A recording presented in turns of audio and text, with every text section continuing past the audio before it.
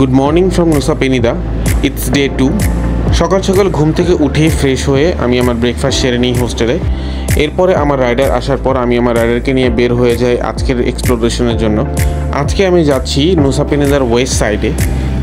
East সাইডের তুলনায় West সাইডের ট্যুরিস্ট স্পটগুলো বেশ ডিস্টেন্সে, সো আজকে আমাকে বেশ অনেকক্ষণ সময় বাইকে থাকতে হবে এবং আজকে সকালই রোদের প্রখরতা অনেক বেশি।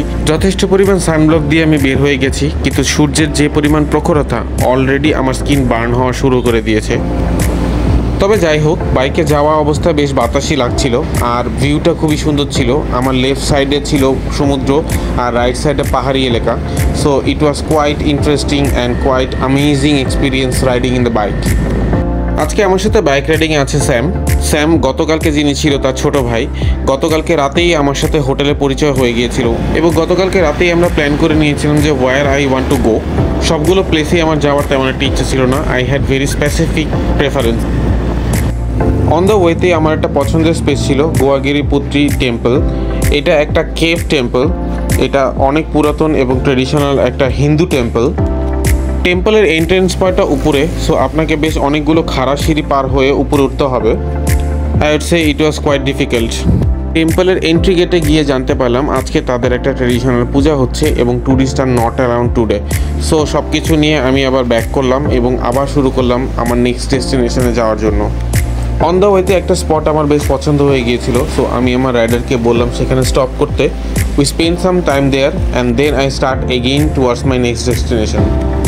সকালবেলা আমি আমার রাইডারকে হুডি পরা দেখে ভাবছিলাম যে কেন সে এই গরমের ভেতরে হুডি পরে আসছে, কিন্তু এখন আমি রিয়েলাইজ করতে পারতেছি যে পরিমাণ সান, হুডি একমাত্র অপশন ছিল টু প্রোটেক্ট ফ্রম সান। মোটামুটি 1 ঘন্টা বাইক রাইডিংয়ের পরে আমি আমার ডেস্টিনেশনে পৌঁছে যাই। সো আমার ডেস্টিনেশন ছিল আতু বিচ অ্যান্ড ডায়মন্ড বিচ। দুটো স্পটের জন্যই আপনাকে একটা এন্ট্রি টিকিট কাটতে হবে, which is 35,000 Indonesian rupee, Bangladeshi টাকায় 350 টাকার মতন। প্রথমেই আমি যাচ্ছি আতু বিচে। উপর থেকে দেখতে বিচটা খুবই সুন্দর লাগছিল। Totally blue Turkish colour water এবং হোয়াইট স্যান্ড বিচ। তবে অনেস্টলি স্পিকিং, বিচটাতে যাওয়ার জন্য বেশ অনেকখানি পথে নিচে যেতে হয় এবং যাওয়ার পরে actually you feel very nice because totally blue water and white sand.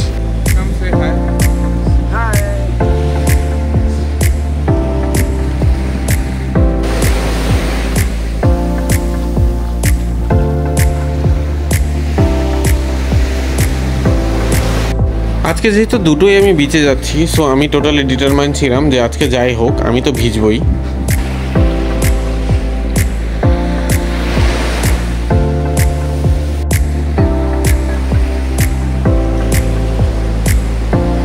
I am pretty sure that এই সৌন্দর্যটা ভিডিওতে আসলে জাস্টিফাই হয় না।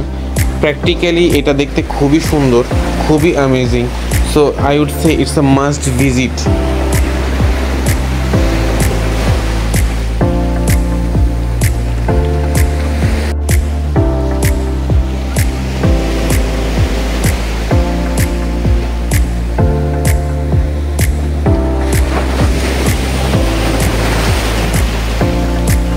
আই ডোন্ট নো ওয়াই, যতই সময় যাচ্ছিল সূর্যের প্রখরতা বাড়ছিল, পানি আমার কাছে আরও নীল মনে হচ্ছিল।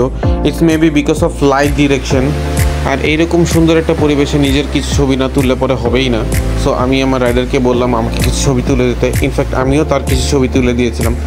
So in the meantime we have been very friendly and we enjoyed a lot together. কিছু ইন্টারেস্টিং ছবি তোলার জন্য আমি এই পাথরটার উপর উঠে গিয়েছিলাম।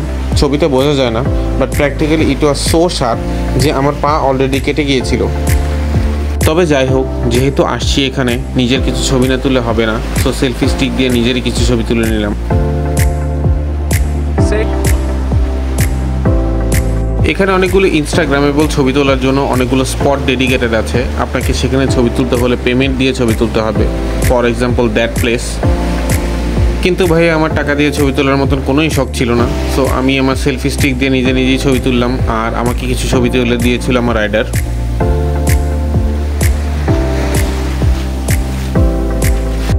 এর আগে আমি অনেকবারই সমুদ্রে গিয়েছি, তবে এই প্রথম আমার জন্য ব্লু ওয়াটার সি। সো এটা দেখার পরে আমার আসলে আর সহ্য হচ্ছিল না। সো আমি সাঁতার না জানা সত্ত্বেও পানিতে যেয়ে একটু ঝাপাঝাপি করি। তবে খুব বেশি দূর যাচ্ছিলাম না because I know my limitations.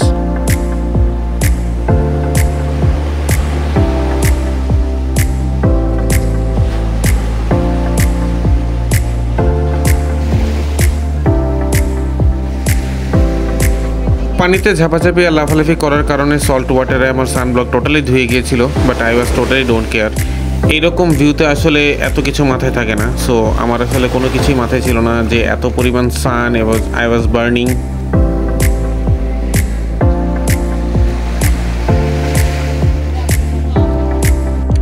আতো বিচের পর it's time to go to diamond beach. দুটো বিচই বেশ পাশাপাশি ছিল। উপরের ভিউ পয়েন্ট থেকে ডায়মন্ড বিচটা দেখতে আসলে অসম্ভব সুন্দর লাগছিল। আমি এর আগে অনেক পিকচার দেখেছি ইনস্টাগ্রামে, বাট সামনাসামনি দেখতে যে এত সুন্দর হবে আমি আসলে এক্সপেক্টও করিনি। নর্মালি একটা অ্যাজাম্পশন থাকে যে পিকচারে আমরা যেরকম দেখি সামনাসামনি দেখতে তার চেয়ে একটু কমই হয়, but this time it was totally different. সামনাসামনি দেখতে এর চেয়েও বেশি সুন্দর।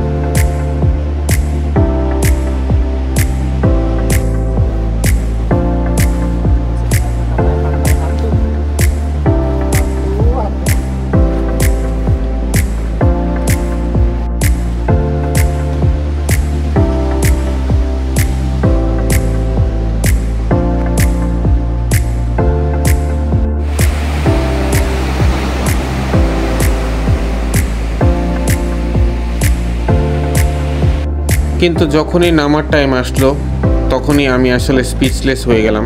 রাস্তাটা এত খারাপ, ডিফিকাল্ট, এবং আমি অলরেডি জানতাম যে এখানে নামাটা বেশ ডিফিকাল্ট। অনেক জায়গাটাই হচ্ছে দড়ি দিয়ে নামতে হয়, বাট এত যে ডিফিকাল্ট হবে সেটা আমি যাওয়ার আগ পর্যন্ত ফিল করিনি।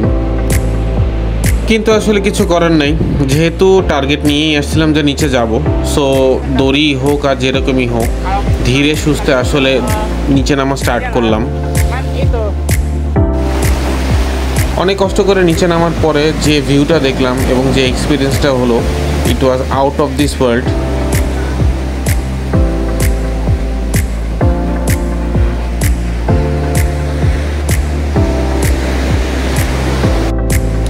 এইরকম একটা ভিউ দেখার পরে আসলে মাথায় ঠিক ছিল না। I know that I can swim, but তারপরও আসলে সাহস নিয়ে বেশ সামনেই গেলাম। তবে একটু সামনে যাওয়ার পরে যখন সমুদ্রের ঢেউ আমাকে একটা ধাক্কা দিল, তখনই রিয়েলাইজ করতে পারলাম যে এর ফোর্স কী পরিমাণ, and I should not cross my limit.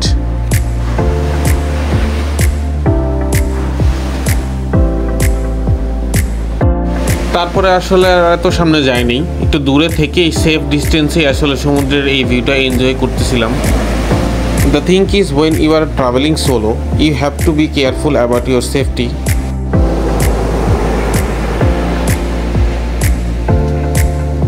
মোটামুটি 1 ঘন্টা এখানে স্পেন্ড করার পরে now it's time to go back. So আমরা আমাদের এক্সিট পয়েন্টের দিকে চলে আসি এবং এই ভেজা জামা কাপড় নিয়ে আসলে বাইক রাইড স্টার্ট করি। এই খাড়া রোদের মাঝখানে উইদাউট সানব্লক এবং সল্ট ওয়াটার নিয়ে জার্নি স্টার্ট করাটা আমার জন্য একটা রং ডিসিশন ছিল। বিচের টিকিট কাউন্টারের বাইরেই একটা জেনারেল শাওয়ার এরিয়া আছে, আপনাকে একটা মিনিমাম প্রাইস দিয়ে সেখানে শাওয়ার নিয়ে নিতে হবে। But I would say definitely আপনারা যখন যাবেন সেখান থেকে বের হওয়ার সময় অবশ্যই গোসল করে এবং সানব্লক দিয়ে বের হবেন, otherwise you will do the same mistake what I did. তবে যাই হোক, মিস্টেক থেকেই আসলে শেখা হয়। But overall if I want to justify, I will say it was a really worthy and really nice experience for me, and I will keep remember that things for my life time.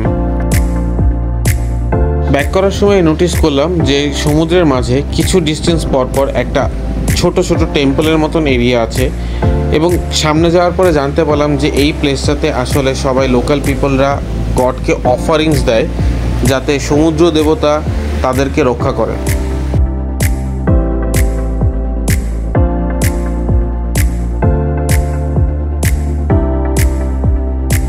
This is the last evening for me in Nusa Penida. So ইভিনিংটাকে enjoy করার জন্য আমি চলে গেলাম একটা live music রেস্টুরেন্টে। I ordered their local food and drinks and enjoyed the live music session. এখানে আসার আগে আমি তাদের রেটিং এবং রিভিউ দেখে নিয়েছিলাম টিপ অ্যাডভাইসরে, and it was really genuine. I would say that it's definitely worthy to come here and enjoy that evening.